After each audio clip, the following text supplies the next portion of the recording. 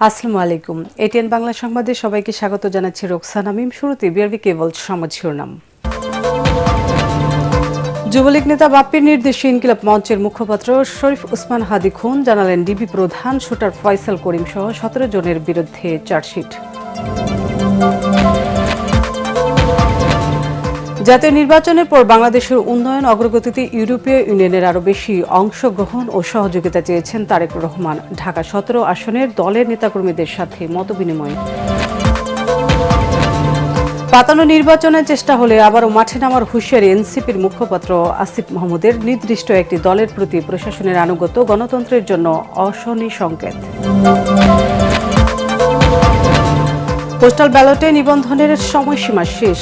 15 লাখের বেশি ভোটারের নিবন্ধন। গত 2 দিনে প্রার্থিতা ফিরে পেতে 164 জনের আপিল। এবং মুস্তাফিজ ইস্যুতে ঢাকা দিল্লি সম্পর্কে নেতিবাচক প্রভাব পড়বে মন্তব্য অর্থ উপদেষ্টার। কারসাজি করে গ্যাস সিলিন্ডারের দাম বৃদ্ধি, অভিযোগ জ্বালানি উপদেষ্টার।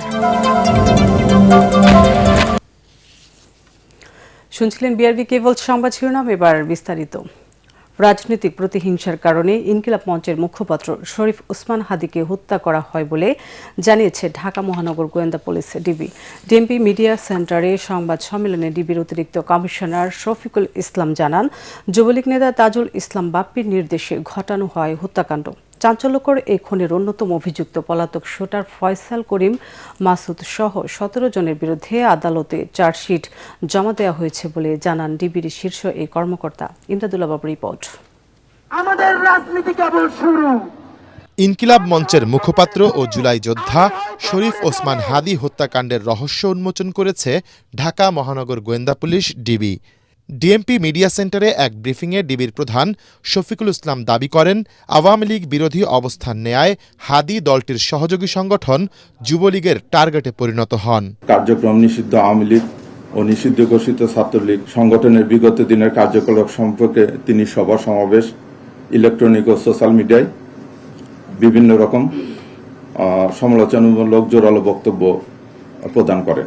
তার এই বক্তব্যে নিষিদ্ধ ঘোষিত ছাত্রলীগে তার সংগঠনের নেতাকর্মীরা ক্ষুব্ধ হয়। সেই রেশে কার্যক্রম নিষিদ্ধ আওয়ামী লীগ সমর্থিত ওয়ার্ড কাউন্সিলর তাজুল ইসলাম বাপ্পির নির্দেশে শুটার ফয়সাল করিম মাসুদ তাকে গুলি করে হত্যা করে বলেও জানান তিনি। তাজুল ইসলাম চৌধুরী বাপ্পি পল্লবী থানা যুবলীগের সভাপতি ও ঢাকা উত্তর সিটি কর্পোরেশনের 6 নং ওয়ার্ডের আওয়ামী লীগ মনোনীত নির্বাচিত কমিশনার কাউন্সিলর ছিলেন। রাজনৈতিক প্রতিহিংসার কারণে শরীফ ওসমান হাদি ওরফে ওসমান গনিকে গুলি করে হত্যা করা হয়। সার্বিক তদন্ত সাক্ষ্য প্রমাণে ধৃত আসামিদের স্বীকারোক্তিমূলক জবানবন্দি ফৌজদারি কার্যবিধির 164 ধারায় রেকর্ড করা হয়। দীর্ঘ প্রায় 1 মাসের তদন্ত শেষে চাঞ্চল্যকর এই হত্যা মামলায় 17 জনের সম্পৃক্ততার প্রমাণ পেয়েছে মহানগর গোয়েন্দা পুলিশ। এই কর্মকর্তা বলছেন, আসামি 12 জনকে এরই মধ্যে গ্রেফতার করা হয়েছে। পলাতকদের ধরতে চলছে অভিযান। আসামিদের সম্পৃক্ততা তদন্ত প্রমাণিত হয় এজাহার নামীয় পলাতক আসামি ফয়সাল করিম মাসুদ ওরফে রাহুল ওরফে দাউদ এবং তদন্তের প্রাপ্ত আলমগীর, তাজুল ইসলাম চৌধুরী বাপ্পি, ফিলিপস খান, মুক্তি মাহমুদ সহ মোট 17 জনের বিরুদ্ধে বর্ণিত ধারায় অভিযোগপত্র আজকে দাখিল করা হয়েছে। গেল 12 ডিসেম্বর জুমার নামাজের পর রাজধানীর বিজয়নগরে কালভার্ট রোড এলাকায় মোটরসাইকেলে এসে চলন্ত রিকশায় গুলি করা হয় জুলাই যোদ্ধা শরীফ ওসমান হাদিকে। প্রথমে তাকে ঢাকা মেডিকেল কলেজ হাসপাতালে এবং পরে এভারকেয়ার হাসপাতালে ভর্তি করা হয়। এক পর্যায়ে উন্নত চিকিৎসার জন্য তাকে সিঙ্গাপুর জেনারেল হাসপাতালে নেওয়া হলে সেখানে মৃত্যু হয় হাদির। ইমদাদুল্লাহ বাবু, এটিএন বাংলা, ঢাকা। আগামী জাতীয় নির্বাচনের পর বাংলাদেশের উন্নয়ন অগ্রগতিতে ইউরোপীয় ইউনিয়নের আরও বেশি অংশগ্রহণ ও সহযোগিতা চেয়েছে বিএনপির ভারপ্রাপ্ত চেয়ারম্যান তারেক রহমান। চেয়ারপারসনের গুলশান কার্যালয়ে বাংলাদেশ ইইউর রাষ্ট্রদূত মাইকেল মিলানের নেতৃত্বে প্রতিনিধি দলের বিএনপির ভারপ্রাপ্ত চেয়ারম্যানের সাথে সাক্ষাতে তিনি এই প্রত্যাশার কথা জানান। বৈঠকে বাংলাদেশের আগামী জাতীয় নির্বাচন, বিএনপির প্রস্তুতি, রাজনৈতিক পরিস্থিতি সহ নানা বিষয়ে আলোচনা হয়। পরে সংবাদ সম্মেলনে বৈঠকে বিস্তারিত তুলে ধরতে থেকে স্থায়ী কমিটির সদস্য নজরুল ইসলাম খান জানান, 12 ফেব্রুয়ারির হতে যাওয়া নির্বাচনে ইউরোপীয় ইউনিয়ন বড় সংখ্যক পর্যবেক্ষক পাঠানোর সিদ্ধান্ত বাংলাদেশের ভোটের গ্রহণযোগ্যতার প্রমাণ করে। বৈঠকে বিএনপির বেশ কয়েকজন নেতা ও ইউরোপীয় ইউনিয়নের ঊর্ধ্বতন কর্মকর্তারা উপস্থিত ছিলেন।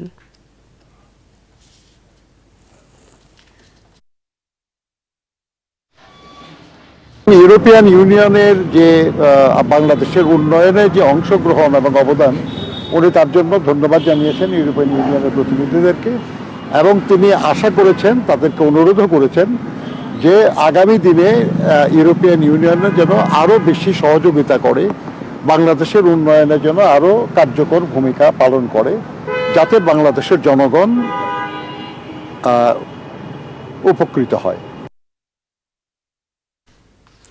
এদিকে ঢাকা 17 সংসদীয় আসনের দলের নেতাকর্মীদের সাথে মতবিনিময় করেছেন বিএনপির ভারপ্রাপ্ত চেয়ারম্যান তারেক রহমান। চেয়ারপারসনের গুলশান কার্যালয়ে মতবিনিময় সভায় ঢাকা 17 আসনে বিএনপি অঙ্গ সংগঠনের নেতারা অংশ নেন। মতবিনিময়ে ঢাকা 17 আসনের প্রার্থী হিসেবে তারেক রহমানের পক্ষে নির্বাচনী প্রচারণার কৌশল সহ নানা দিক নিয়ে আলোচনা হয়। বিএনপির ভারপ্রাপ্ত চেয়ারম্যান উপস্থিত নেতাদের নানা দিক নির্দেশনা দেন। উপস্থিত নেতারা আশা প্রকাশ করেন ঢাকা 17 আসনের ভোটাররা তারেক রহমানকে বিপুল ভোটে নির্বাচিত করবেন। এই আসনের নির্বাচন পরিচালনা কমিটির প্রধান আব্দুস সালাম ও সমন্বয়কারী ডাক্তার ফরহাদ ডালিম ডোনার এ সময় উপস্থিত ছিলেন।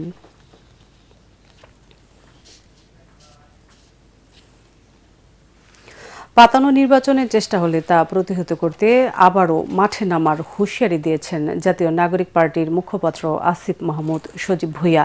তিনি বলেন, একটি নির্দিষ্ট দলের প্রতি প্রশাসনের আনুগত্য গণতন্ত্রের জন্য অশনি সংকেত। নির্বাচন ভবনে সিএসসির সঙ্গে বৈঠক শেষে এসব কথা বলেন অন্তর্বর্তী সরকারের সাবেক এই উপদেষ্টা। এদিকে চট্টগ্রামে আইনশৃঙ্খলা সভা শেষে নির্বাচন কমিশনার আবুল ফজল মোহাম্মদ সানাউল্লাহ বলেছেন, ভোটের মাঠে পক্ষপাতহীন ভূমিকা রাখতে নির্দেশ দেওয়া হয়েছে আইনশৃঙ্খলা বাহিনীকে। অন্যদিকে গত দুদিনে প্রার্থিতা ফিরে পেতে 164 জন আপিল করেছেন নির্বাচন কমিশনে। সাজ্জাদ জাহানের রিপোর্ট। ত্রয়োদশ জাতীয় সংসদ নির্বাচনকে সামনে রেখে রাজধানীর আগারগাঁয়ে নির্বাচন ভবনে প্রধান নির্বাচন কমিশনারের সাথে বৈঠক করেন জাতীয় নাগরিক পার্টি এনসিপির নির্বাচন পরিচালনা কমিটির প্রধান আসিফ মাহমুদ সজীব ভুঁইয়া। বৈঠক শেষে গণমাধ্যমের সাথে কথা বলেন তিনি।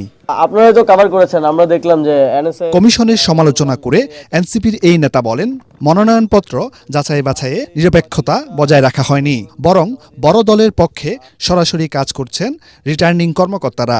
একই ধরনের পরিস্থিতিতে দুইজনকে দুই ধরনের রায় দিলেন, একজন এটা বাতিল করলেন আর একজন এটা বৈধ করলেন। এটা আমরা মনে করি যে স্পষ্টভাবেই একটি নির্দিষ্ট দলের প্রতি, একটি নির্দিষ্ট গোষ্ঠীর প্রতি প্রশাসনের এক ধরনের একতরফা এবং পক্ষপাতিত্বের পরিচয় আমরা দেখেছি। আসিফ মাহমুদ আরও বলেন, একটি নির্দিষ্ট দলের প্রতি প্রশাসনের পক্ষপাতিত্ব স্পষ্ট হয়েছে। পাতানো কোনো নির্বাচনের চেষ্টা হলে তা প্রতিহত করার হুঁশিয়ারি দেন তিনি। আমরা যদি দেখি বাংলাদেশে আরো একটি পাতানো নির্বাচনের প্লট সাজানো হচ্ছে, তাহলে অবশ্যই তখন আমাদেরকে রাজপথ বেছে নিতে হবে। এই গণঅভ্যুত্থানের মধ্য দিয়ে আমাদের সবচেয়ে বড় অর্জন করার কথা ছিল ভোটাধিকার, যেটা বিগত 3টা নির্বাচনে বাংলাদেশের মানুষ বঞ্চিত হয়েছে। এবার যেন কোনোভাবেই বঞ্চিত না হয় সেটা আমরা নিশ্চিত করব। কিন্তু যদি তা সম্ভব না হয় তাহলে প্রয়োজনে আমরা রাজপথে নামতে প্রস্তুত আছি। এদিকে চট্টগ্রামে আইনশৃঙ্খলা সভায় অংশ নেন নির্বাচন কমিশনার আবুল ফজল মোহাম্মদ সানাউল্লাহ। তিনি বলেন, নিরপেক্ষ ও সুষ্ঠু নির্বাচন আয়োজনে আইনশৃঙ্খলা বাহিনীকে কঠোর নির্দেশনা দেওয়া হয়েছে। আমাদের যে যৌথ বাহিনী অপারেশন চলমান আছে, আপনারা জানেন যে সশস্ত্র বাহিনী ইউনাইট টু সিভিল পাওয়ার ডিপ্লয়েড আছে, কিন্তু এটাকে আমরা রিইনভিগোরেট করে যৌথ বাহিনী অপারেশনটাকে আরো গতিশীল করার জন্য নির্দেশনা দিয়েছি, যেটা আপনারা অতি শীঘ্রই দেখতে পারবেন। নির্বাচন কমিশনে মনোনয়নপত্র যাচাই বাছাইয়ের পর প্রার্থিতার পক্ষে বিপক্ষে দ্বিতীয় দিনের মতো আপিলের আবেদন করেন অনেকে। প্রার্থিতা ফিরে পেতে দুদিনে আবেদন জমা পড়েছে 164টি। Sajjad Jahan, ATN Bangla, Dhaka. Postal voting নিবন্ধনে অভূতপূর্ব সাড়া পাওয়া গেছে বলে জানিয়েছেন প্রধান উপদেষ্টা প্রেস সচিব শফিকুল আলম। বলেন, প্রথমবারের মতো শুরু হওয়া এই ব্যবস্থার আওতায় অনলাইনের মাধ্যমে দেশ বিদেশের 15,33,633 জন ভোটার নিবন্ধিত হয়েছেন। এর মধ্যে দেশের 7 লাখ ভোটার যারা নির্বাচনে বিভিন্ন জায়গায় দায়িত্ব পালন করার কারণে নিজের আসনে সরাসরি ভোট দিতে পারেন। রাজধানীর বেইলি রোডে ফরেন সার্ভিস একাডেমিতে আয়োজিত ব্রিফিংয়ে তিনি এসব কথা বলেন। নির্বাচন অনুষ্ঠানের লক্ষ্যে আইন শৃঙ্খলা বাহিনী প্রায় প্রস্তুত জানিয়ে স্বরাষ্ট্র মন্ত্রণালয়ের বরাত দিয়ে শফিকুল আলম বলেন, যারা দায়িত্ব পালন করবেন তাদের 70% প্রশিক্ষণ ইতিমধ্যে শেষ হয়েছে। 12 ফেব্রুয়ারি নির্বাচন অনুষ্ঠানের বিষয়ে এখনো যারা সন্দেহ প্রকাশ করছেন সরকার তাদের নজরদারিতে রেখেছে বলেও জানান প্রেস সচিব। এ সময় ডেপুটি প্রেস সচিব ফয়েজ আহমেদ বলেন, দক্ষিণ পশ্চিম অঞ্চলের চরমপন্থী দলের অভ্যন্তরীণ কোন্দলে খুন হয়েছেন যশোরে রানা প্রতাপ বৈরাগী। চিফ অ্যাডভাইজার বলেছেন এটা একটা ঐতিহাসিক ঘটনা। ইউরোপিয়ান ইউনিয়ন, ইউএনডিপি এবং অন্যান্য অনেক দেশ পোস্টাল ব্যালটের রেজিস্ট্রেশনের এই মডেলটা দেখতে চাচ্ছে, এটা কিভাবে ওয়ার্ক করে। ইলেকশন কমিশনের কথা হচ্ছে প্রার্থী তালিকা চূড়ান্ত হওয়ার সাথে সাথে এরা তাদের পোস্টাল ব্যালটটা দিতে পারবেন, সেটা 21শে জানুয়ারি থেকে। দেশের উন্নয়নে বিএনপির সুস্পষ্ট পরিকল্পনা, নীতি ও আদর্শ রয়েছে বলে মন্তব্য করেছেন দলের স্থায়ী কমিটির সদস্য সালাউদ্দিন আহমেদ। কক্সবাজারের চকরে বেগম খালেদা জিয়ার আত্মার মাগফিরাত কামনায় আয়োজিত দোয়া মাহফিলে তিনি আরও বলেন, আপসহীন এই নেত্রীর অবদান জাতি চিরকাল স্মরণ রাখবে। তারেক রহমানের নেতৃত্বে বাংলাদেশ এগিয়ে যাবে উল্লেখ করে সালাউদ্দিন আহমেদ বলেন, বিএনপি ক্ষমতায় গেলে ইমাম, মুয়াজ্জিন, খতিবদের জন্য ভাতা, কৃষকদের জন্য কৃষি কার্ড এবং স্বাস্থ্য কার্ড চালু করা হবে। তিনি অভিযোগ করেন, শেখ হাসিনার ভারতের সহায়তায় বাংলাদেশে এক ব্যক্তির শাসন কায়েম করছিল। বিএনপির স্থায়ী কমিটির সদস্য আরও বলেন, গণ অভ্যুত্থানের পালিয়ে গিয়ে ফ্যাসিস্ট শেখ হাসিনা তার আপন ঠিকানা দিল্লিতে আশ্রয় নিয়েছে। বাংলাদেশে গণতন্ত্রের জন্য রক্তদান করেছে, হাজারে হাজারে শহীদ হয়েছে, গণতন্ত্রকে পুনরুদ্ধার করেছে, ফেসিবাদের পতন হয়েছে, ফেসিস্ট শেখ হাসিনা তার আপন ঠিকানা দিল্লিতে অবস্থান নিয়েছে। এই দেশে একদলীয় বাকশাল বিলুপ্ত করে বহুদলীয় গণতন্ত্র সৃষ্টি করেছেন 1979 সালে সাংবিধানিকভাবে তিনি রাষ্ট্রপতি জিয়াউর রহমান। নির্বাচন কমিশন এবং আইন শৃঙ্খলা রক্ষা বাহিনীকে সর্বোচ্চ নিরাপত্তা বজায় রেখে দায়িত্ব পালনের আহ্বান জানিয়েছেন ইসলামী আন্দোলন বাংলাদেশ যুগ্ম সচিব মাওলানা গাজী আতাউর রহমান। বিকেলে নির্বাচন কমিশনের প্রধান নির্বাচন কমিশনারের সঙ্গে বৈঠকে এ আহ্বান জানান তিনি। গাজী আতাউর রহমান বলেন, অবাধ, সুষ্ঠু ও নিরপেক্ষ নির্বাচন নিশ্চিত করতে প্রশাসনের নিরপেক্ষতা শতভাগ নিশ্চিত করা এবং আইন শৃঙ্খলা পরিস্থিতির দৃশ্যমান উন্নয়নে কঠোর পদক্ষেপ নেওয়ার জন্য নির্বাচন কমিশন ও সরকারের কাছে জোর দাবি জানানো হয়েছে। ছোটখাটো কিছু কারণে ইসলামী আন্দোলন দলের বেশ কিছু প্রার্থীর প্রার্থিতা বাতিল করা হয়েছে বলেও অভিযোগ করেন তিনি। জবাবদিহিতার বাইরে যদি কেউ না থাকে, মিডিয়া, এনজিও সকলেই যদি আমরা জবাবদিহিতার মধ্যে না থাকি, তাহলে তো একটা আসলে এখানে একটা ফ্রি ফেয়ার ক্রেডিবল নির্বাচন হবে না। এখানে আমরা মনে করছি যে এখানে আসলে সবাই জবাবদিহিতার আওতায় নেই। এই জন্য নির্বাচন কমিশনের দায়িত্ব হলো, হ্যাঁ অবশ্যই এখানে ফ্রিডম অফ প্রেস থাকবে, সবকিছুই থাকবে, কিন্তু তারপরেও জবাবদিহিতা থাকা দরকার। ক্রিকেটার মুস্তাফিজ ইস্যুতে বাংলাদেশ ভারত সম্পর্কে নেতিবাচক প্রভাব পড়বে বলে মনে করছেন অর্থ উপদেষ্টা। তবে বাণিজ্যিক ও অর্থনৈতিক সম্পর্ক চলমান থাকবে। তিনি বলেন, মুস্তাফিজকে আইপিএল থেকে বাদ দেয়া দুঃখজনক, যার সঠিক প্রতিক্রিয়া দেখিয়েছে বাংলাদেশ। সচিবালয়ে ক্রয় সংক্রান্ত উপদেষ্টা কমিটির বৈঠক শেষে এসব কথা বলেন তিনি। এ সময় জ্বালানি উপদেষ্টা বলেন, কারসাজি করে সিলিন্ডার গ্যাসের দাম বাড়ানো হচ্ছে। রিপোর্টে জানাচ্ছেন মাহবুব কবির চপল। बांग्लादेश के खिलाड़ियों को खिलाने वाला शाहरुख खान देशद्रोही है, तो बांग्लादेश के प्रधानमंत्री शेख हसीना को पनाह देने वाले मोदी जी क्या? মোস্তাফিজকে দলে নিয়ে শাহরুখ খান যদি দেশদ্রোহী হন, তাহলে শেখ হাসিনা কি আশ্রয় দিয়ে মোদি কি? এমন প্রশ্ন ছুড়ে ভাইরাল হয়েছে ভারতের এই শিশু। মোস্তাফিজকে আইপিএল থেকে বাদ দেওয়ার পাল্টাপাল্টি যুক্তিতর্ক চলছে দুদেশেই। এবার প্রতিক্রিয়া জানালেন অন্তর্বর্তী সরকারের অর্থ ও জ্বালানি উপদেষ্টা। শুরুটা কিন্তু বাংলাদেশ থেকে করা হয় নাই, এটা আপনি স্বীকার করবেন। ভালো প্লেয়ার, একটা বিখ্যাত প্লেয়ার যাবে এবং যারা নিয়েছে তারা টেকনিক্যাল রিজনে করে দয়া দাক্ষিণ্য করে তো তাকে নেওয়া হয় নাই, ওদের সেটা হঠাৎ করে বন্ধ করে দেওয়ার একটা কারণে, সেটা তো খুব আনফর্চুনেট। এটা সিকুয়েল যেটা হয়েছে এইগুলো, এটা আনফর্চুনেট। আমি বলি এটা দুঃখজনক, এটা দুই দেশের জন্য কারোর জন্য ভালো। এটা তো অনেকটা তো রাজনীতির সাথে চলে গেছে। সম্পর্ক উন্নয়নে দুদেশকেই এগিয়ে আসা উচিত বলে মনে করছেন অর্থ উপদেষ্টা। জানান, চলমান পরিস্থিতিতেও ভারত থেকে কোনো পণ্য আমদানি বন্ধ করা হবে না। আর আমার মনে একটা ইমোশনের সাথে কাজ হয়েছে, তো এটা দুই পক্ষে একটু বিবেচনা করে এটাকে রেখে হবে। আমরা চাই না কোনোভাবেই কিন্তু আমাদের সম্পর্ক আপনি রাজনৈতিক ক্ষেত্রে বলে অর্থনৈতিক ক্ষেত্রে এটা হ্যাম্পার হোক। এ সময় জ্বালানি উপদেষ্টা কথা বলেন গ্যাস সিলিন্ডার সিন্ডিকেটের দৌরাত্ম্য নিয়ে। জানান, কারসাজি করে দাম বাড়ানো হয়েছে, তাদের ধরতে অভিযান জোরদার করা হচ্ছে।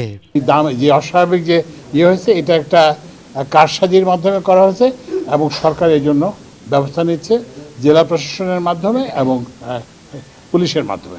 অন্তর্বর্তী সরকারের মেয়াদে পে স্কেল দেওয়ার বিষয়টি এখনও আলোচনা চলছে বলে জানান অর্থ উপদেষ্টা। এটা আমি এখন বলবো। মাহবুব কবির, চপল, ATN বাংলা, ঢাকা। ত্রয়োদশ জাতীয় সংসদ নির্বাচনে কৃত্রিম বুদ্ধিমত্তা এবং সামাজিক যোগাযোগ মাধ্যমের অপব্যবহার নিয়ে গভীর উদ্বেগ প্রকাশ করেছেন নাগরিক প্ল্যাটফর্ম বাংলাদেশ আহ্বায়ক ও সেন্টার ফর পলিসি ডায়ালগ সিপিডির ফেলো ডক্টর দেবপ্রিয় ভট্টাচার্য। রাজধানীতে আলোচনা অনুষ্ঠানে তিনি বলেন, এই মাধ্যমের অপব্যবহার করে মব সন্ত্রাস সৃষ্টি এবং সামাজিক বিশৃঙ্খলা নিয়ন্ত্রণে নির্বাচন কমিশন ও সরকার ব্যর্থ। এ সময় ডিজিটালাইজেশনের সুফল পেতে রাজনৈতিক সদিচ্ছা জরুরি বলে মত দেন আলোচকরা।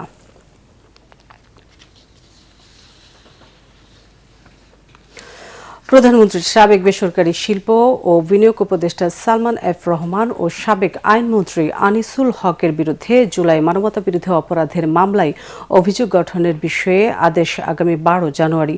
বিচারপতি গোলাম মর্তুজা মজুমদারের নেতৃত্বাধীন আন্তর্জাতিক অপরাধ ট্রাইব্যুনাল এই দিন ঠিক করেন।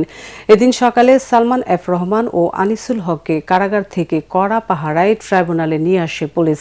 গত 22 ডিসেম্বর অভিযোগ গঠনের শুনানি শেষ করে প্রসিকিউশন। শুনানিতে সালমান ও আনিসুলের একটি বিতর্কিত ফোনালাপ ট্রাইব্যুনালে বাজিয়ে শোনানো হয়। প্রসিকিউশনের অভিযোগ, জুলাই গণ আন্দোলনের সময় এই ফোনালাপের পর ঢাকা সহ সারা দেশে নির্বিচারে গুলি চালিয়ে হত্যাকাণ্ড চালানো হয়। 4 জানুয়ারি শুনানিতে ফোনালাপটি সালমান ও আনিসুলের নয় দাবি করে বিদেশি বিশেষজ্ঞদের মাধ্যমে পরীক্ষার আবেদন জানায় আসামি পক্ষ। এখন দেখবেন সালাম স্টিল ভোটের গাড়ি। কুমিল্লা 6 আসনে বিএনপি নেতা আমিন উর রশিদ ইয়াসিন স্বতন্ত্র প্রার্থী হওয়ায় চ্যালেঞ্জের মুখে পড়েছেন ধানের শীষ মনোনীত প্রার্থী মনিরুল হক চৌধুরী। দলে এই দুই নেতার মধ্যে ভোট ভাগাভাগি হওয়ার সম্ভাবনা রয়েছে বলে জানিয়েছেন ভোটাররা। তবে ভোট ভাগাভাগির সুযোগ নিয়ে নয়, যোগ্যতা দিয়ে মানুষের মন জয় করে নির্বাচিত হতে চান জামাত মনোনীত প্রার্থী কাজী দীন মোহাম্মদ। কুমিল্লা থেকে রিপোর্ট করছেন Monir Hossain Tapu. City corporation cantonment সদর দক্ষিণ নিয়ে গঠিত কুমিল্লা 6 আসন। আসনটিতে মোট ভোটার 6,44,776 জন। জেলার 11টি আসনের মধ্যে সর্বোচ্চ ভোট এই আসনে। জেলার প্রাণকেন্দ্র হলেও এই আসনটিতে রয়েছে নানা সমস্যা। কুমিল্লা দীর্ঘদিন কুমিল্লা রয়ে গেছে, কুমিল্লা কোনো উন্নয়নের ছোঁয়া লাগেনি। আমরা চাই নতুনরা আসুক নির্বাচনে এবং ইয়ং জেনারেশন আসুক। এমন নেতা চাই যাতে আমাদের যানজট মুক্ত শহর হোক, ড্রেনগুলো ঠিক হোক কুমিল্লা শহরের। যোগ্য লোকের হাতেই কুমিল্লার যেই ইয়েটা যায়, ক্ষমতাটা যায়, এবং কুমিল্লা অবশ্যই আমরা চাই বিভাগটা যেন সম্পূর্ণ হয়। এবারের নির্বাচনে বিভিন্ন দলের এবং স্বতন্ত্র প্রার্থী মোট 9 জন। বিএনপি চেয়ারপারসনের উপদেষ্টা এবং জেলা বিএনপির সাবেক সভাপতি মনোনয়ন বঞ্চিত আমিনুর রশিদ স্বতন্ত্র হিসেবে লড়ছেন। জনগণ জানে আমি অর্থলিপ্সু মানুষ না, অর্থ উপার্জনের জন্য রাজনীতি করি না, টেন্ডারবাজি আমার পেশা না।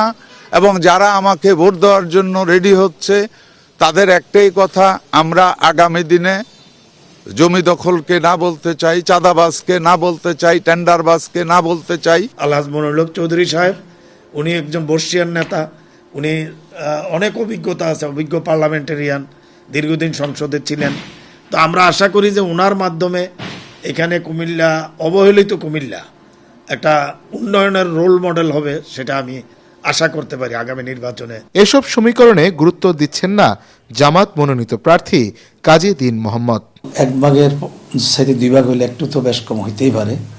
হ্যাঁ, তো এটা আমরা ওইটার প্রতি বেশি আমাদের এত আশা না।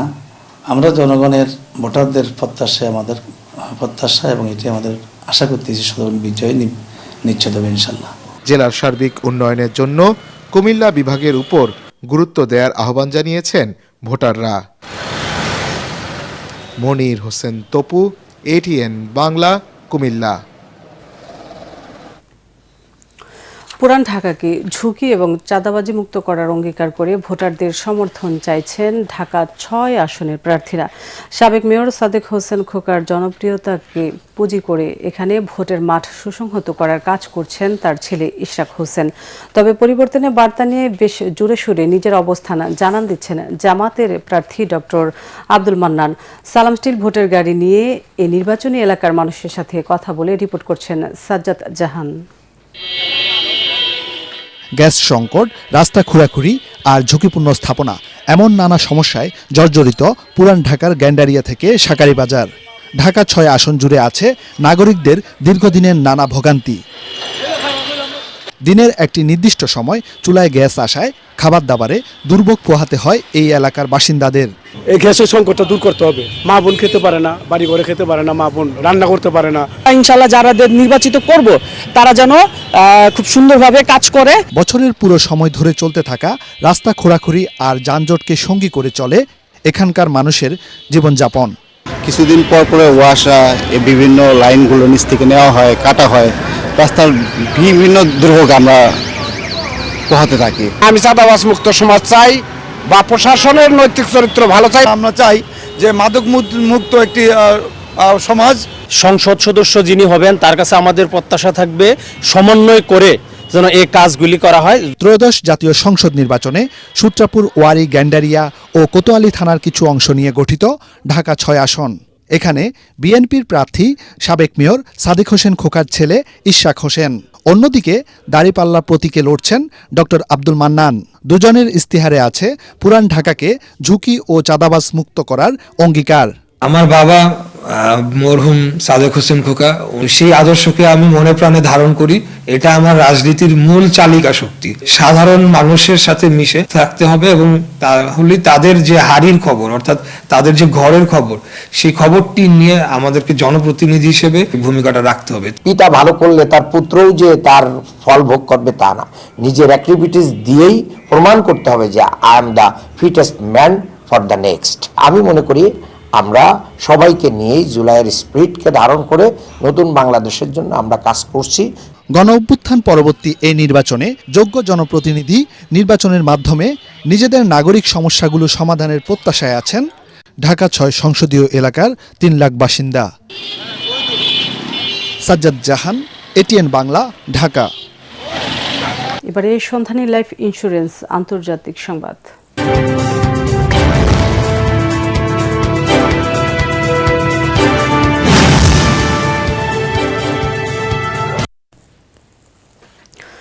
যুক্তরাষ্ট্রে বসবাসরত বাংলাদেশি অভিবাসী পরিবারগুলোর মধ্যে 54.8% পরিবার মার্কিন সরকারের কাছ থেকে বিভিন্ন ক্ষেত্রে সহায়তা নিয়ে থাকে।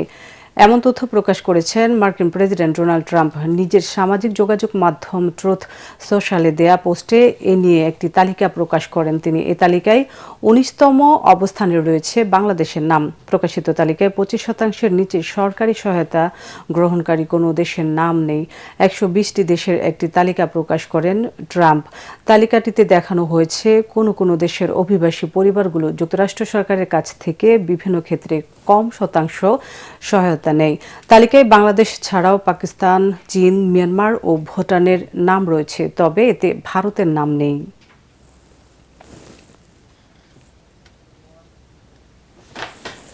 এবার খেলার খবর।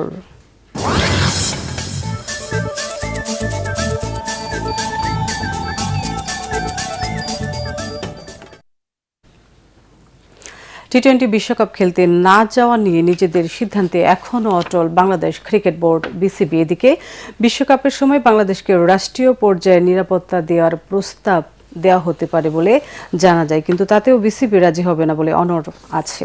পরাকার মানের রিপোর্ট। ঠিক এক মাস পরই ভারত অনুষ্ঠিত হবে টি-20 বিশ্বকাপ, কিন্তু মুস্তাফিজ ইস্যুতে বাংলাদেশ বেঁকে বসায় কিছুটা বেকায়দায় পড়েছে ভারতীয় ক্রিকেট বোর্ড বিসিসিআই। সূচি অনুযায়ী কলকাতায় 3টি এবং মুম্বাইয়ে গ্রুপ পর্বের একটি ম্যাচ হওয়ার কথা ছিল বাংলাদেশের। জানা যায় এই 4 ম্যাচে 2,22,000 টিকিট বিক্রির সম্ভাবনা ছিল। আইসিসির নিয়ম অনুযায়ী টিকিট বিক্রির অর্থ স্বাগতিকরা পুরোটা না পেলেও উদ্বৃত্ত আয়, স্থানীয় স্পন্সরশিপ এবং হসপিটালিটি ডিমান্ড থেকে ভালো টাকা আয় করার কথা ছিল তাদের। ভেন্যু পাল্টে গেলে এবং ওই ভেন্যুতে বিকল্প ম্যাচ না পেলে ভারতের আর্থিক ক্ষতি হতে পারে 54 কোটি টাকার মতো। আইপিএলে মুস্তাফিজের খেলা নিয়ে ভারতের একপেশে নীতির কারণে বাংলাদেশের তারকারা আর নিলামে নাম দেবেন কিনা সে ব্যাপারেও দ্বিতীয়বার ভাববেন। আইপিএল থেকে ওনাকে কেন নাম সরাই দিল বা করলো, এটা আসলে আমরা কেউই জানি না। হয়তো পলিটিক্যাল ইস্যু হইতে পারে, বাট ক্রিকেটে পলিটিক্স না আসাটাই ভালো।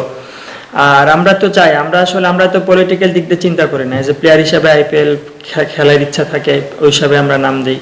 সো নেক্সট ইয়ার যদি এজেন্টের সাথে কথা বলে বা দেশে যারা আছে তাদের সাথে কথা বলে আমরা নাম দিব বা নাম দিব না। এদিকে ভারতের টি-20 বিশ্বকাপ খেলতে না যাওয়ার সিদ্ধান্তে অটল রয়েছে বিসিবি। বিশ্বকাপের সময় বাংলাদেশকে রাষ্ট্রীয় পর্যায়ের নিরাপত্তা দেওয়ার প্রস্তাব দেওয়া হতে পারে বলে জানা গেছে, তাতেও বিসিবি রাজি হবে না বলে অনড় আছে। এদিকে ভারতীয় গণমাধ্যম দ্য ইন্ডিয়ান এক্সপ্রেস জানিয়েছে মুস্তাফিজকে আইপিএল থেকে ছাঁটাই করে দেওয়ার বিষয়টি জানতেনই না অধিকাংশ কর্মকর্তা। বিসিসিআইয়ে কোনো মিটিংও হয়নি। আইপিএলের গভর্নিং কাউন্সিলের কর্মকর্তারাও কিছু জানতেন না। নিরাপত্তার অভাবে বাংলাদেশের পেসার মুস্তাফিজুর রহমানকে কলকাতা নাইট রাইডার্স থেকে বাদ দেয় আসন্ন টি-20 বিশ্বকাপ ক্রিকেটকে সামনে রেখে বাংলাদেশ ও ভারত এখন মুখোমুখি অবস্থানে। পরাগারমান, ATN Bangla. Chief of army staff প্রথম আন্তর্জাতিক স্কোয়াশ প্রতিযোগিতা 2026-এ চ্যাম্পিয়ন হয়েছে মিশরের ইয়াসিন সৌদি। প্রতিদ্বন্দ্বিতাপূর্ণ ফাইনালে তিনি মালয়েশিয়া ডনকান লিকে পরাজিত করেন। ঢাকা সেনানিবাসের আর্মি স্কোয়াশ কমপ্লেক্সে এই টুর্নামেন্টের সমাপনী দিনে উপস্থিত থেকে বিজয়ীদের হাতে ট্রফি তুলে দেন সেনাবাহিনী প্রধান জেনারেল ওয়াকারুজ্জামান। 5 দিনব্যাপী এই টুর্নামেন্টে বাংলাদেশ সহ 9টি দেশের 24 জন পেশাদার স্কোয়াশ খেলোয়াড় অংশ নেন। এ ধরনের আন্তর্জাতিক মানের প্রতিযোগিতা এখন থেকে নিয়মিত আয়োজন করা হবে বলে জানান বাংলাদেশ অলিম্পিক অ্যাসোসিয়েশনের প্রেসিডেন্ট জেনারেল ওয়াকারুজ্জামান। এ সময় সেনাবাহিনীর chief of general staff, squash ফেডারেশনের সভাপতি ও সেনাবাহিনী ইঞ্জিনিয়ারিং চিফ, এশিয়ান স্কোয়াশ ফেডারেশনের সহসভাপতি এবং বাংলাদেশ স্কোয়াশ ফেডারেশনের সাধারণ সম্পাদক সহ ঊর্ধ্বতন সামরিক কর্মকর্তা ও ফেডারেশনের সদস্যরা উপস্থিত ছিলেন।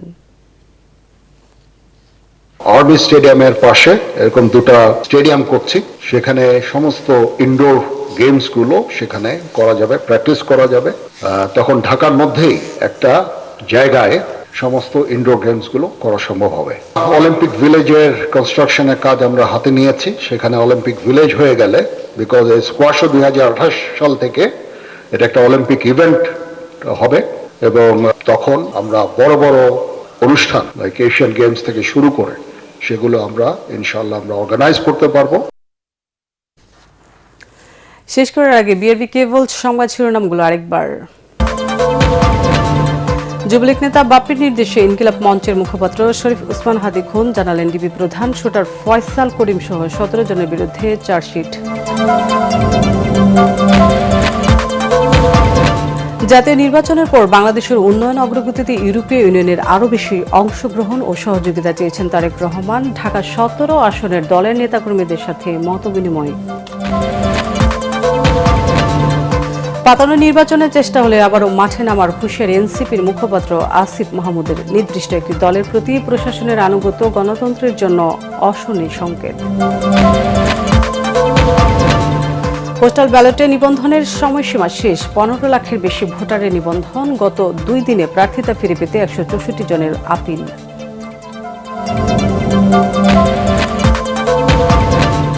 এবং মুস্তাফিজ ইস্যুতে ঢাকা দিল্লি সম্পর্কে নেতিবাচক প্রভাব পড়বে মন্তব্য অর্থ উপদেষ্টার। কারসাজি করে গ্যাস সিলিন্ডারের দাম বৃদ্ধি অভিযোগ জ্বালানি উপদেষ্টার।